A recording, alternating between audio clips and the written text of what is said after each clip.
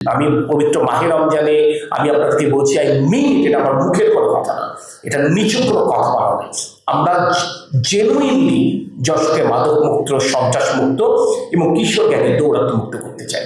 তুমি যদি বিএনপি করো, তুমি যদি জিয়া রহমানের আদর্শ ধারণ করো, আর তুমি যদি তারেক রহমানের নেতৃত্ব পাও, তাহলে কোনো সুযোগ নেই মানুষের কষ্টের কারণ হওয়া। এখানে ফর্মাল বর্ডার যেমন আছে, ইনফর্মাল বর্ডার রয়েছে, এটা একটা বড় ঝুঁকির জায়গা। স্বাভাবিকভাবে মাদক এবং অস্ত্র আসবার জন্য কিন্তু পরিবেশটা অনেক ক্ষেত্রে অনুকূল। পরিবেশটা অনুকূল বলেই আমাদের জন্য চ্যালেঞ্জটাও বেশি। নির্মূল করাটা হয়তো অনেক সময় সম্ভব হবে না, কিন্তু নিয়ন্ত্রণ করা সম্ভব যদি আমরা সকলে আন্তরিক থাকি, আন্তরিক হই। আমরা যখন ছাত্র ছিলাম তখন মাদকের মূল সমস্যাটা ছিল কিন্তু টু বি ফেয়ার সেন্সিটিভ, তো এখন মনে হয় সেটাকে অতিক্রম করে গেছে ইয়াবা।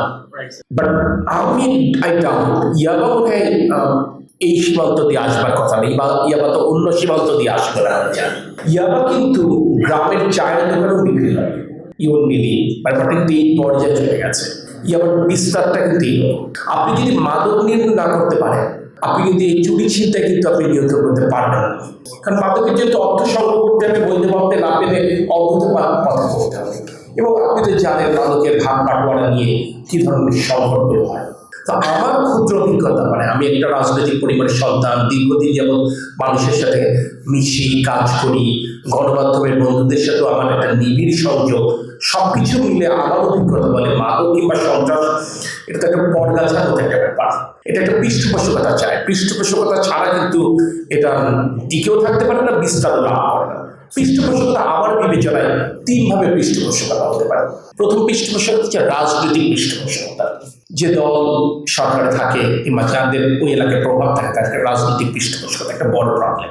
দ্বিতীয় হচ্ছে সামাজিক পৃষ্ঠপোষকতা, রাজনীতি করে না, সমাজপতি, সে একটা বড় ব্যবসায়ী হতে পারে, সামাজিক ব্যক্তি হতে পারে, সেও তার একটা প্রভাব ধরে রাখবার জন্য কিছু উপরে কিন্তু সে মেনটেন করে, তার মধ্যে মাদক ব্যবসায়ী হতে পারে, সন্ত্রাসী হতে পারে।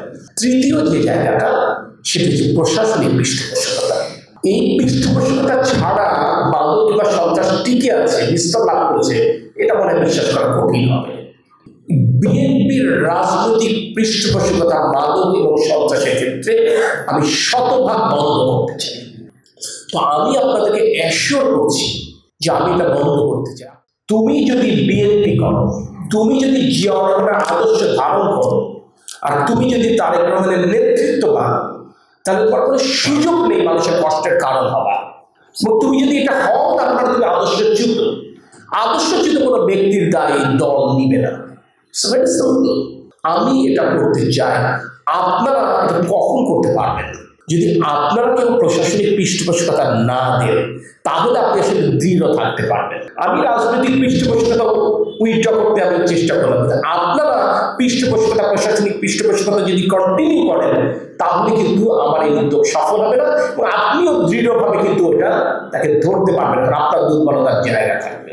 আমি তো নিশ্চিত আপনার মতো ঊর্ধ্বতন কর্মকর্তারা এই কাজটি করেন না, কিন্তু আপনার যারা রুট লেভেলে যারা কাজ করে তারা তো কোনো না কোনো ফর্মে এটার সাথে লেগে যায়, এটা আপনারা করবেন। এবং যশোরে কোথায় ক্রাইম পয়েন্টের কম বেশি জানা আপনারা জানেন, আমরা জানি, গণমাধ্যমের সাথে আপনাদের সংযোগ আপনারা জানেন। আমি পবিত্র মাহে রমজানে আমি আপনাদেরকে বলছি আই মিন, এটা আমার মুখের কোনো কথা না, এটা নিছক কোনো কথা বলা নেই।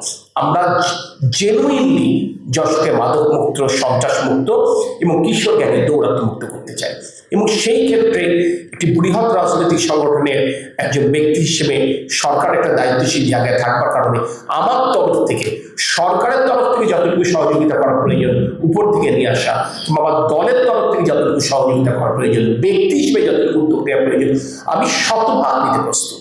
আমি নিজের থেকে করি। আবার আপনারা যদি মনে করেন আমার আরো কিছু করার প্রয়োজন, আপনারা আমাকে বলবেন, আই উইল বি ডুইং ইনশাআল্লাহ। এটা নিয়ে কোনো চিন্তা নেই, আপনি নিশ্চিত থাকতে পারেন।